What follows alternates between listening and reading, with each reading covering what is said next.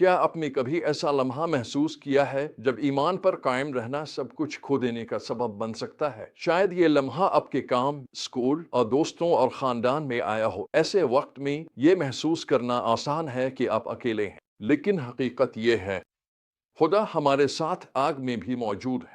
وہ صرف دور سے تماشا نہیں دیکھتا، وہ ہمارے ساتھ شعلوں میں چلتا ہے، اور کبھی کبھی وہ ہماری وفاداری کو مخالفت کے باوجود استعمال کرتا ہے تاکہ اپنی روشنی سب سے اندھیری جگہوں میں چمکا سکے۔ یہی کچھ ہم شدرک، میشک اور ابدنغو کی کہانی میں دیکھتے ہیں۔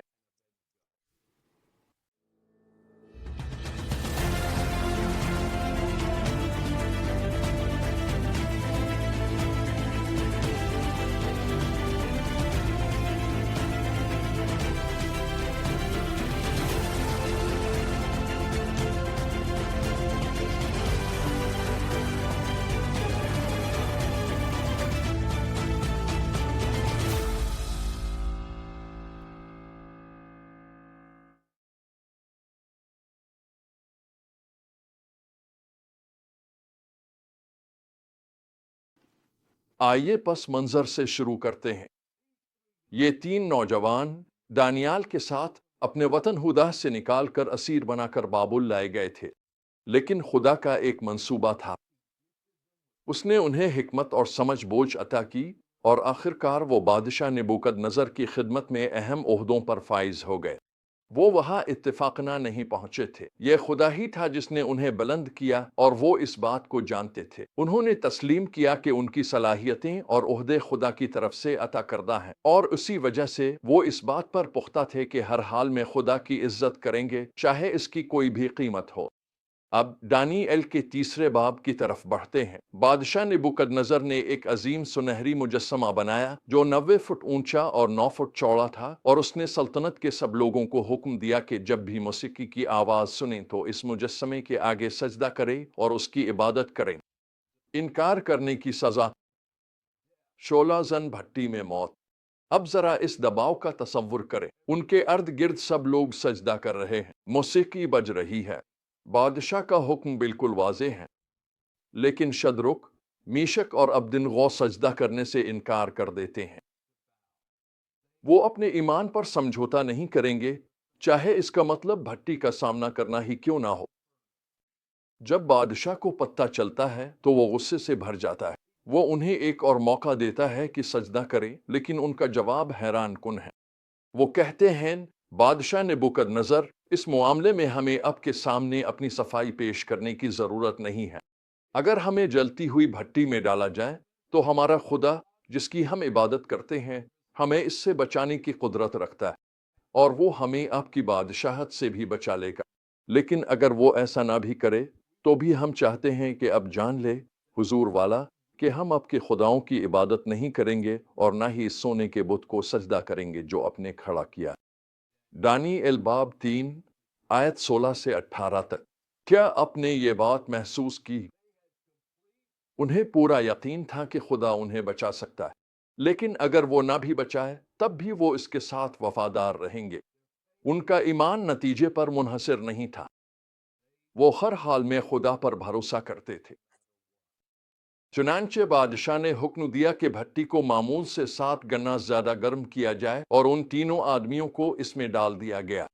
لیکن یہاں کہانی میں ایک حیرت انگیز موڑ آتا ہے۔ جب بادشاہ دیکھتا ہے تو وہ 3 نہیں بلکہ 4 آدمیوں کو آگ میں چلتے ہوئے دیکھتا ہے، جو بندھے ہوئے بھی نہیں اور انہیں کوئی نقصان بھی نہیں پہنچا۔ اور چوتھے آدمی کے بارے میں وہ کہتا ہے، اقتباس کے طور پر، کہ وہ دیوتاؤں کے بیٹے جیسا لگتا ہے۔ دانیال 3:25۔ یہ کوئی عام انسان نہیں تھا، یہ مجسم ہونے سے پہلے کا مسیح یعنی خود یسوع تھا، جو ان کے ساتھ آگ میں کھڑا تھا۔ خدا نے انہیں صرف آگ سے نہیں بچایا، وہ ان کے ساتھ تھا آگ میں۔ جب شدرک، میشک اور ابدنغو بھٹی سے باہر آتے ہیں تو وہ بالکل بھی زخمی نہیں ہوتے۔ ان کے سر کا ایک بال بھی نہیں جلا تھا، ان کے کپڑے بھی نہیں جلے، اور ان سے دھوئیں کی بو تک نہیں آ رہی تھی۔ بادشاہ اتنا حیران ہوا کہ اس نے شدرک، میشک اور ابدنغو کے خدا کی تعریف کی، اور ایک فرمان جاری کیا کہ سلطنت میں کوئی بھی ان کے خدا کے خلاف کچھ نہ کہے۔ جو لمحہ شدید مخالفت کا تھا، وہ خدا کی موجودگی اور قدرت کی زبردست گواہی بن گیا۔ تو ہم آج ان سچائیوں کو کیسے اپنی زندگی میں لا سکتے ہیں؟ سب سے پہلے ہمیں یہ تسلیم کرنا ہوگا کہ خدا اکثر اپنے لوگوں کو اندھیرے کے وقتوں میں اثر و رسوخ کی جگہوں پر لے آتا ہے۔ بالکل شدرک، میشک اور ابدنغو کی طرح ہم بھی خود کو ایسے حالات میں پا سکتے ہیں جہاں ہمارا ایمان آزمایا جائے، لیکن وہ لمحہ خدا کی روشنی کو چمکانے کے مواقع ہوتے ہیں۔ دوسری بات، ہمیں بھی وہی ایمان اور عزم رکھنا چاہیے جو ان تینوں میں تھا۔